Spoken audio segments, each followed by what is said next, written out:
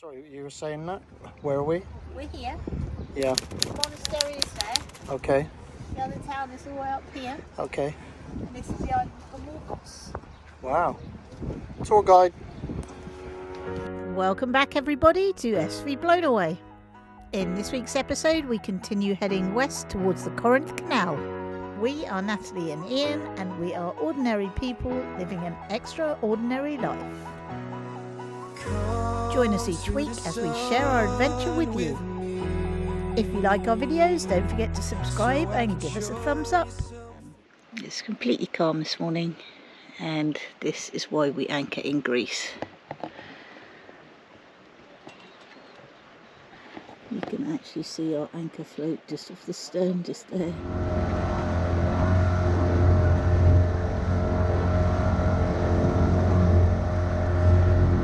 Like, what's the fuss all about kind of places? Yeah, it's like a bit like Arky, where we went once. Apparently the place to be locally. I mean, it's alright, don't get me wrong. Like, toss up between this and an office in London, I'll choose this anytime. But Yeah. as for the ideal anchorage, meh, it's too busy. We currently have a competition running sponsored by Anchor Right. If you'd like to win one of these anchor marking sets, just answer the questions on the screen at the moment, leave your answers in the comments section down below, and you may be the lucky winner at the end of August.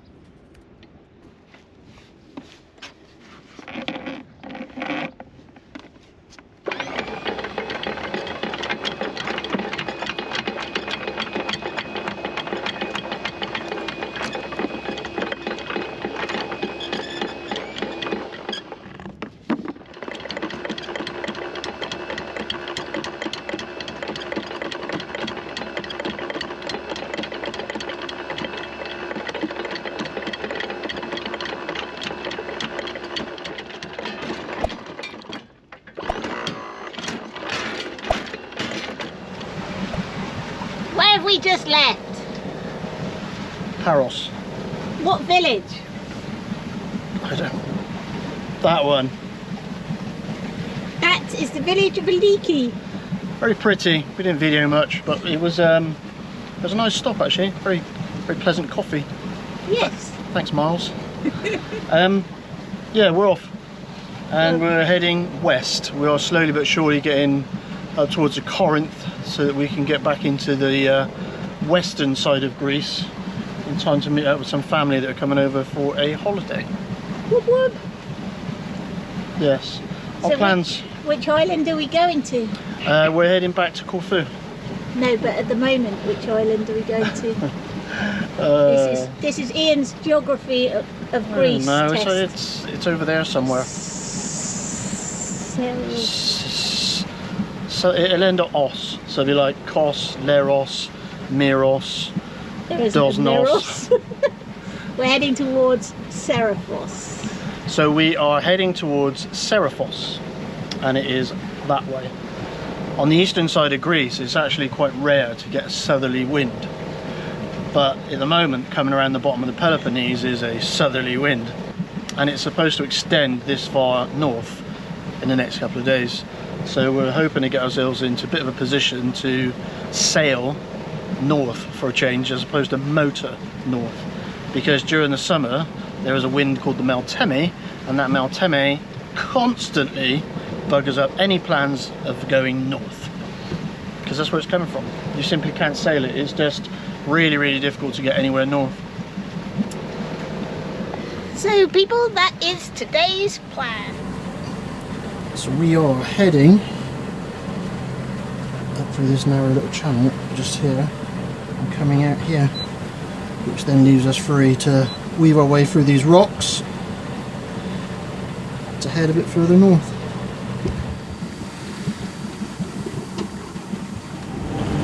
Except one day of the year it'll have a patron saint day, and that day there'll be 2 people over there.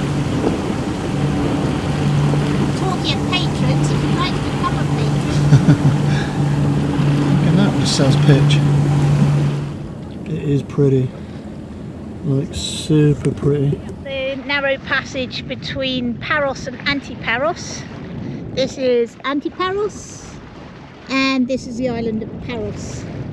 We are heading, there's a gap either side of this island in front of us, and it's kind of like sailing in the Bahamas.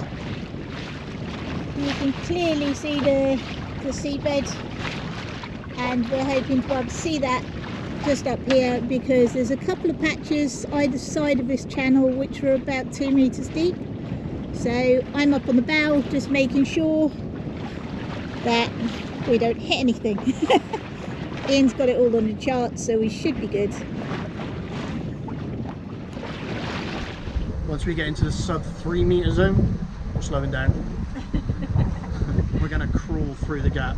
Hopefully through choice. Yeah. And there's a bit of traffic around, so there's a couple of ferries that are crossing between Paros and Antiparos, and they are yeah, they look probably quite regular, I would imagine. It's quite a popular place here. I hope this passage exists. We have a 1 meter safety margin on the clock. Say that again.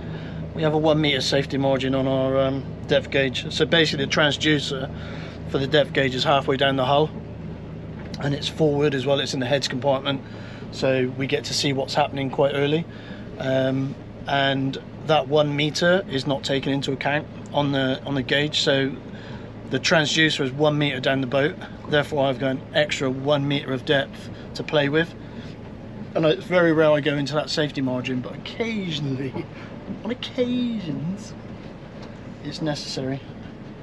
But and that was necessary. yeah, It was either a 12-mile detour, which would have taken us 2.5 hours. This is beautiful though, look at this. There's no anchoring around here as well. This is a no anchor zone. Ready to get a ton of wash off of him, and I'm glad we didn't get that as we came through that shallow patch. That would have taken all my depth away and potentially bounced me on the bottom. Look at that.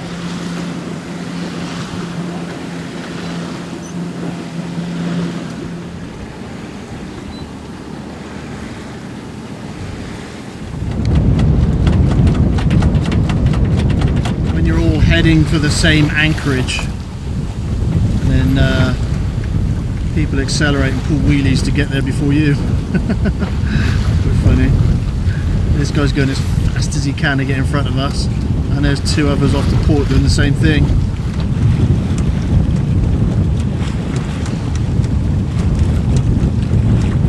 And there's the other one that beat us in as well. Similar story. We won't beat him in. Hello. Snipers on the hill now! Snipers! I see the glint!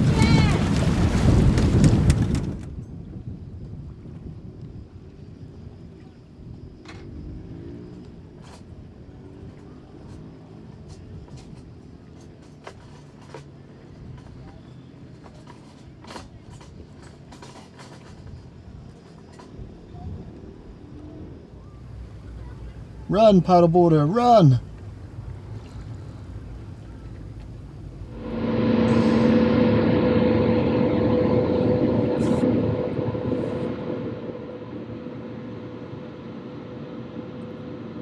This thing used to do a ferry service between Poole Harbour and northern France, and it used to be called Condor Express. And now I bump into it out here.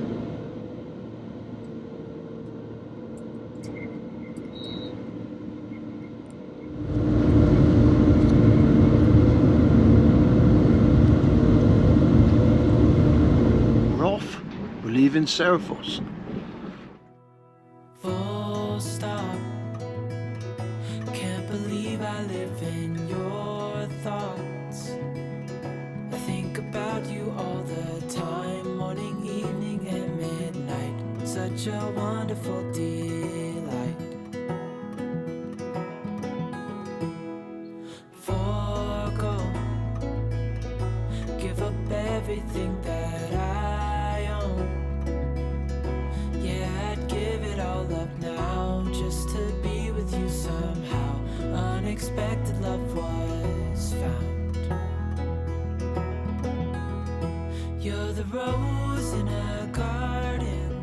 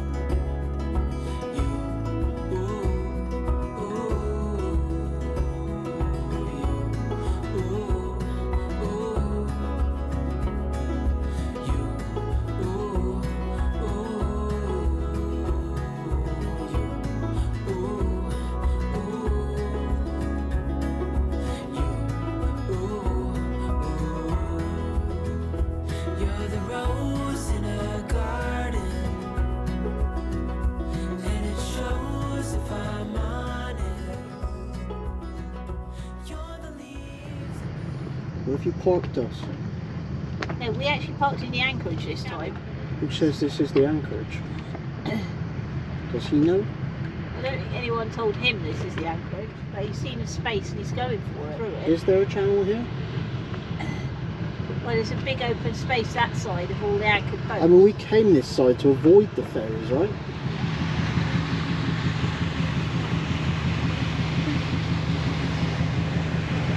Half a wash.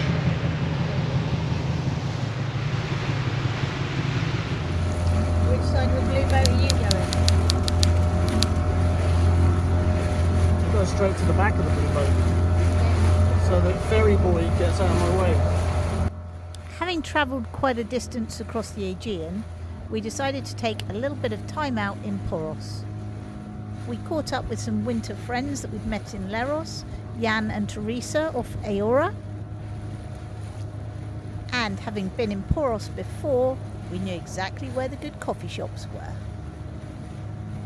And as busy as Poros can get, I quite like the place. It has a really nice, authentic Greek vibe. So, if you ever get the opportunity, pop into Poros. The clock is ticking. We're well aware that with a heat wave in Europe, this generally leads to some stormy weather, and we want to get to the Corinth Canal before the weather gets bad. Some of the islands are already on fire.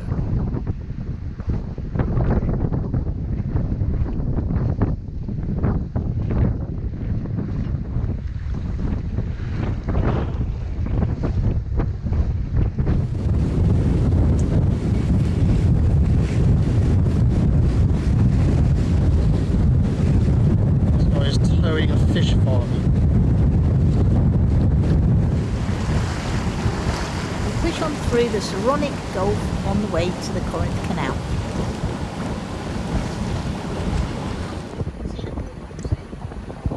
Yeah, but it's not fugly, is it?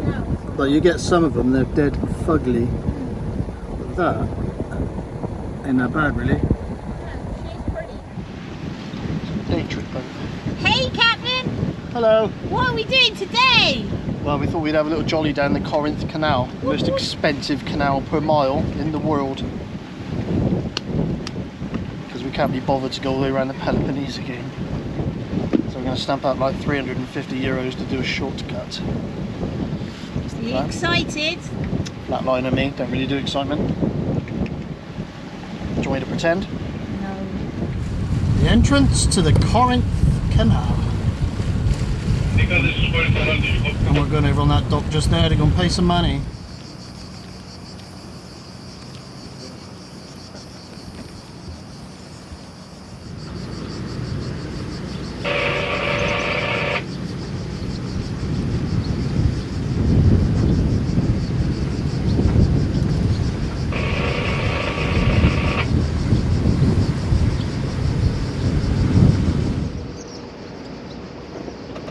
We wait patiently tied to the dock, waiting for the eastbound traffic to pass through.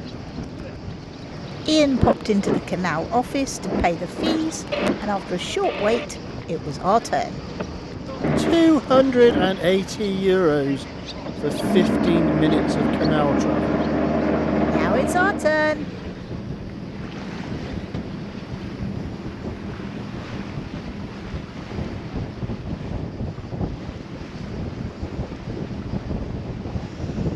Blown away does the Corinth Canal 2023. The Corinth Canal is actually only 6.4 kilometres long, or 4 miles. It has a maximum width of 74 feet. The canal that is in use today began construction in 1881, and it was first used in 1893. By using the Corinth Canal, you save almost 400 miles between Athens and the Ionian Sea. And more importantly, for small vessels, it saves you going around the bottom of the Peloponnese, which is known as the entrance to the underworld. Ooh. Throughout history, several tyrannic rulers dreamed of digging and cutting through the isthmus. The first to propose such an undertaking was the tyrant Periander in the 7th century BC. However, he quickly abandoned the project and instead constructed a simpler and less costly overland portage road named the Diolkos, or the Stone Carriageway, along which ships could be towed from one side of the isthmus to the other. Remnants of the Diolkos still exist next to the modern-day canal. Unfortunately, the canal is cut through sedimentary rock in an active seismic zone. The canal's high limestone walls have been persistently unstable from the start. It was soon found that the wake from ships passing through the canal undermined the walls, causing further landslides. And this is why Blown Away has been around the Peloponnese 3 times, because the Corinth Canal was closed due to landslides.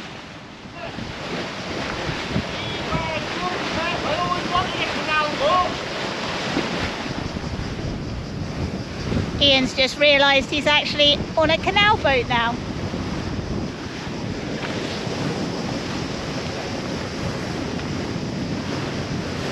The seagulls sneaking through for free. And this is what the people dug through many years ago.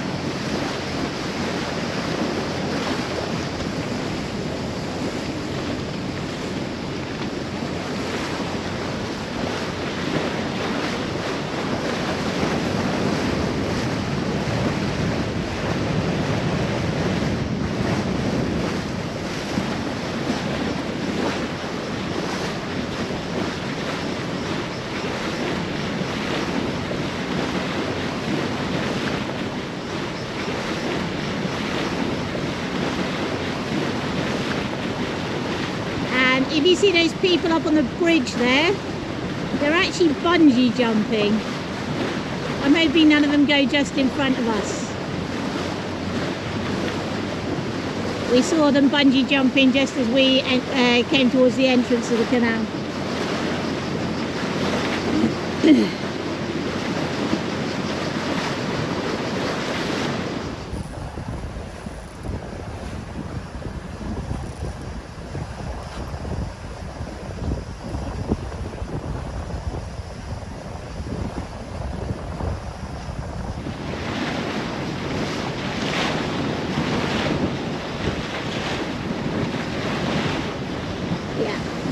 Bungee jumpers.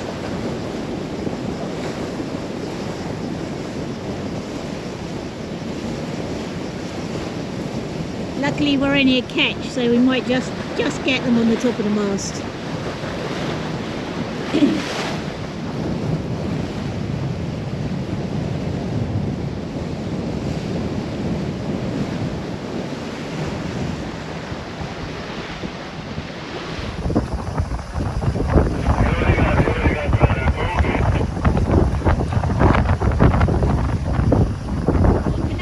Closed for a year and a half, I think, due to landslides, and they keep now closing it over winter and just opening it for 3 months in the summer, so June, July, August, maybe September, and this is what they are doing.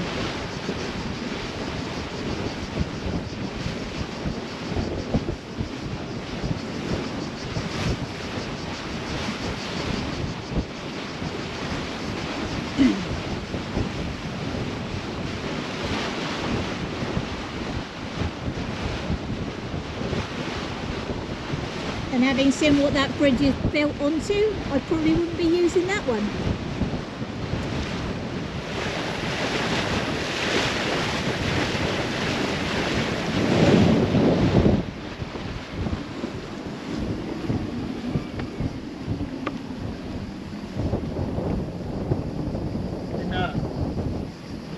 Do you know how much of the Corinth Canal I got to see? About that much. I can't see out. This bimini is nothing but trouble. Ditch the bimini. I'm going to do it again. Okay. It's like that much. I can see about 6 feet at the bank. Oh. Some funky currents in here, which you wouldn't expect. Yeah. But every once in a while you're getting buffeted, I guess by the wind as well. Have you noticed that it's like 5 degrees cooler this side? It is cooler inside, yeah. yeah, you're right, it is. The temperature has dropped, which is nuts, but it has. And maybe the wind's a bit cooler as well.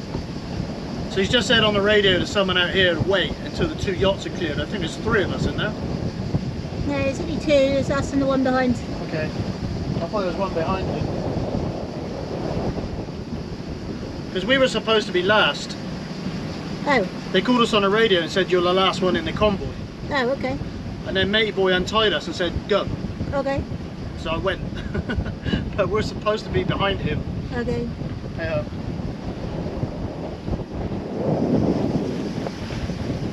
And that is the western edge of the Corinth Canal.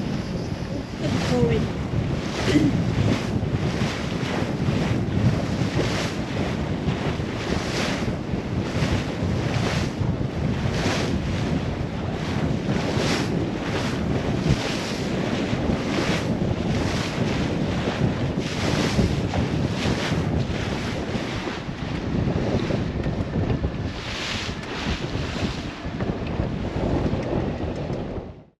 Join us next week as we sail to Galaxidi and then visit the ancient site of Delphi. 1 pillar on your right, 3 on your left, 1 starboard, 3 port. 1 to the right, 3 to the left. Roger, copied. We listen on channel 14 and 16. Correct, sir. Back 1 mile. And then we continue west under the Rion Antirion Bridge, which is the world's longest fully suspended multi-span cable-stayed bridge.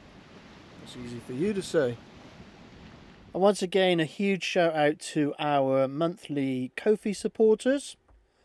The McKenna family, David Luchford, Eric, Captain Svetlana, thank you so much for your monthly donations. Also a big thank you to the people that have made donations as one-off payments.